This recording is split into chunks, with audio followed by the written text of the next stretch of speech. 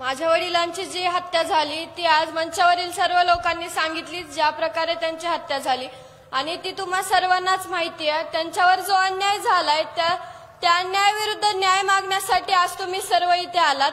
माझ्या वडिलांनी जे सर्वांना एकत्र धरून समाजसेवा केली, त्यामुळे तुम्ही आज एकत्र होऊन आमच्या पाठीमागे आहात आणि तुम्ही सदैव आमच्या पाठीमागे राहा। माझ्या चाचाच्या पाठीवर सदैव माझ्या वडिलांचा हात होता, आज तो हात हिरावून घेतलाय, तर आज लाखो हात त्याच्या पाठीवर आहेत आणि माझ्यावर माझ्या भावावर जो त्यांचा सभाषकीचा हात होता तो आज नाहीये, पण तुमचे लाखो हात आमच्या पाठीवर आहेत, असे सदैव राहू द्या।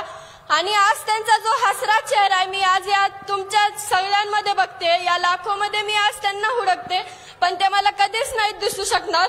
आणि मी मंचावरील वडीलधाऱ्यांना सर्वांना एकच विनंती करते की तुम्ही पण आमच्या पाठीमागे राहा। फक्त न्याय मिळूच तर नाही, तर आमच्या पुढील वाटचालीसाठी सुद्धा तुम्ही आमच्या सोबत राहा। आणि तुम्ही इथे सर्वजण आलात, शब्दच नाहीयेत बोलायला, तुम्ही आज आमच्या पाठीमागे राहा एवढीच विनंती करते। धन्यवाद।